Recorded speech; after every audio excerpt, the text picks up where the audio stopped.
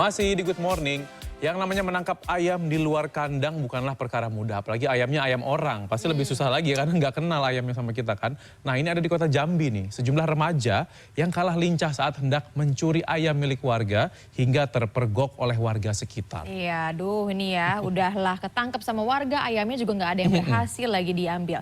Sementara itu di Ciledug, Tangerang, seorang anak yang mempertahankan telepon genggam miliknya diseret pejamret sejauh 500 meter.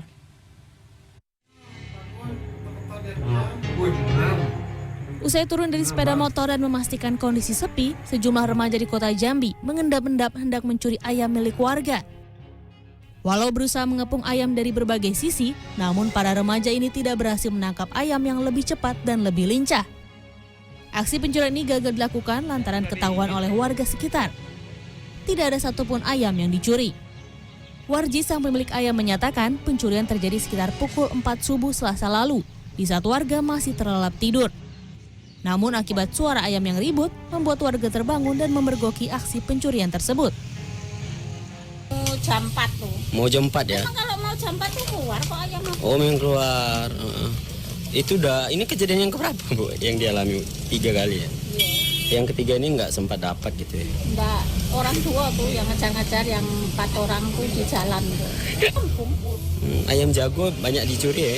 Ada 3. Aksi tarik-menarik antara anak berusia 8 tahun dengan penjamret terjadi di perumahan Wisma Tajur, Ciledug, Tangerang, Banten pada 6 Juni 2022.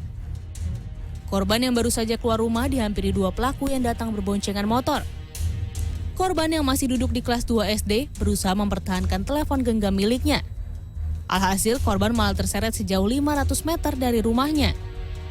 Akibat kejadian ini korban menderita luka sobek di punggung dan kaki, sementara di bagian pelipis terdapat luka lecet usai membentur jalanan.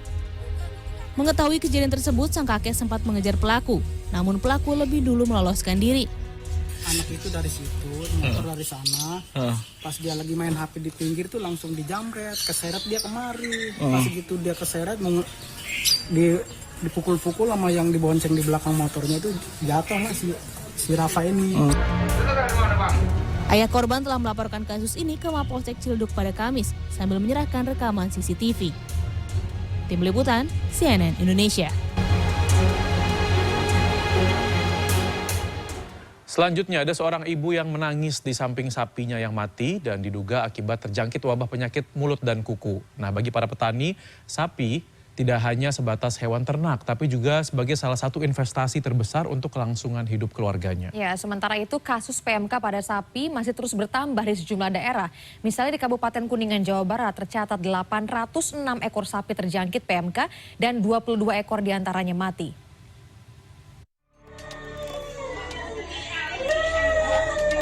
Sebuah video tentang seorang ibu yang menangis di samping sapinya yang mati menjadi viral di media sosial.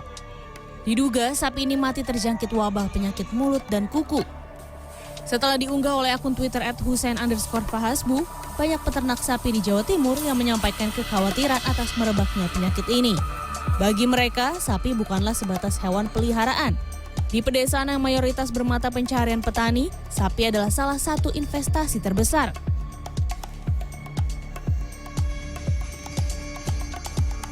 Sementara di Surabaya beredar video yang menunjukkan puluhan ekor sapi lemas tak berdaya di rumah potong hewan Surya Pegirian, Surabaya.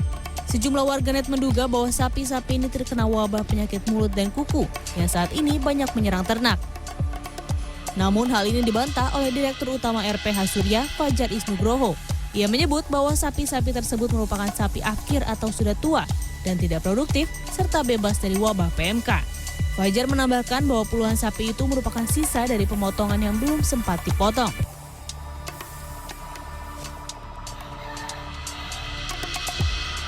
Penyebaran penyakit mulut dan kuku atau PMK yang terjadi saat ini benar-benar membuat peternak sapi terpuruk. Selain harga sapi turun karena banyaknya sapi di Jawa Timur yang terjangkit PMK, permintaan hewan kurban untuk perayaan Idul Adha di Pacitan hingga hari ini masih sepi, meski peternak sudah menurunkan harga.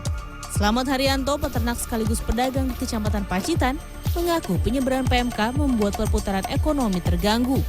Kini ia harus merugi hingga jutaan rupiah karena sudah mengeluarkan banyak biaya untuk menggemukkan sapi, tapi pembeli nyaris tidak ada. Ya, dikhawatirkan itu kalau sempat itu ternak-ternak itu kena terjangkit PMK lah.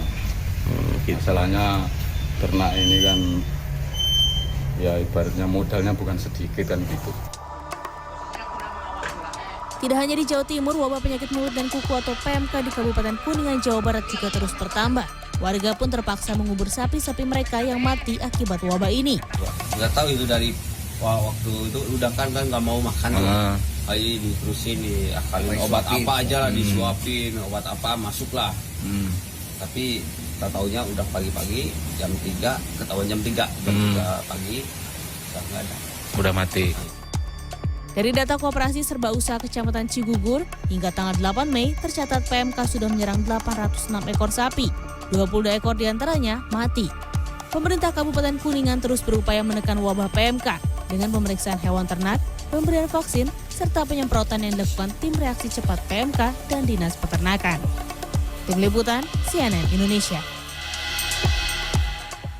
Kita bicara hal lain, sejak sepekan terakhir, harga cabai di pasar tradisional Kota Makassar, Sulawesi Selatan melonjak hingga lebih dari 2 kali lipat. Ya, sama halnya juga dengan pasar tradisional di Kota Palangkaraya, Kalimantan Tengah. Saat ini harga cabai rawit menembus angka Rp120.000 per kilogram.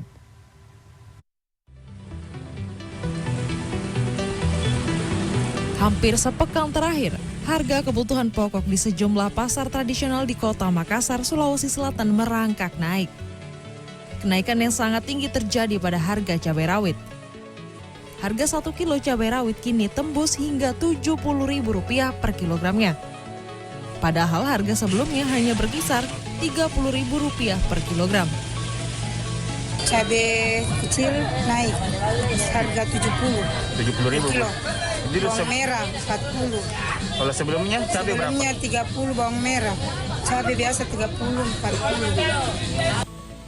Sementara di pusat pasar kota Meredu, Kabupaten Pidijaya Aceh, harga cabai merah mencapai Rp75.000 per kilogram. Dari sebelumnya Rp35.000 per kilogram. Kenaikan harga cabai juga terjadi di pasar tradisional Kota Palangkaraya, Kalimantan Tengah. Tak tanggung-tanggung, dalam seminggu terakhir kenaikan harga cabai rawit sudah 100%, yakni mencapai Rp120.000 per kilogram. Sebelumnya harga cabai rawit masih di kisaran Rp60.000 per kilogramnya. Melambungnya harga cabai di pasaran dipengaruhi karena sebagian petani di beberapa daerah gagal panen.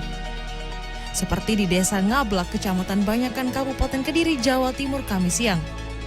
10 hektar lahan cabai rusak parah akibat serangan penyakit patek. Buah cabai mudah membusuk serta tangkai mengering dan tanaman mati.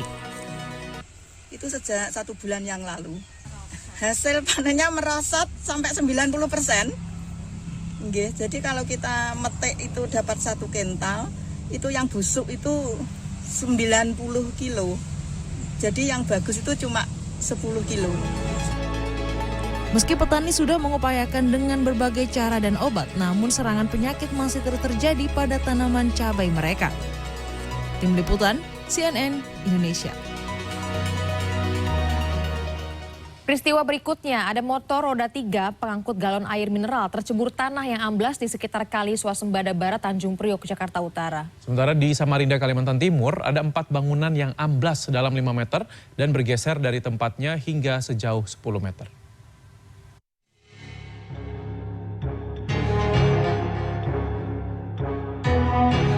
Pengemudi beserta motor roda 3 yang dikemudikannya tercebur di Kali Swasembada Barat, Tanjung Priok, Jakarta Utara pada Kamis siang. Warga menduga kecelakaan akibat tanah yang amblas di sekitar kali. Motor akhirnya berhasil diangkat berkat bantuan warga sekitar. Pas kebetulan mungkin mau ngirim juga, jadi penuh gitu. Pas dia parkir mundur-mundur, rodanya amblas sebelah. Udah gitu dia langsung terbalik gitu. Tanah amblas juga membuat 4 bangunan di Samarinda, Kalimantan Timur masuk sedalam 5 meter dan bergeser dari tempatnya sejauh 10 meter. Petugas BPBD dan warga pada Kamis siang ikut memindahkan barang-barang milik warga yang terdampak. Salah satunya motor milik korban yang dikeluarkan dengan cara ditarik menggunakan tali. Sudah, cuman kita kan enggak apa namanya, enggak nyangka kalau itu memang longsor gitu. Sampai separah ini Pak ya? Iya, kita ya berdoa mudah-mudahan enggak hujan. Kalau memang hujan nanti pastinya akan ke bawah. Korban lainnya, Besri Mulyana, mengaku bersyukur karena belum tertidur saat longsor terjadi. Ia sedang menyelesaikan tugasnya memeriksa soal ujian siswa. Tak lihat lama-lama tambah turun tanah. Tuh karena kalau kita tadi naik, kita di bawah sini aja. Ya alhamdulillah. Dia nangis, cucu saya 2 nangis, langsung diusikan ke Pelita 4. BPBD Samarinda menduga tanah amblas terjadi karena endapan air dan tidak adanya drainase. Posisi tanah di dekat jurang juga menjadi penyebab pergerakan tanah. Tim Liputan CNN Indonesia.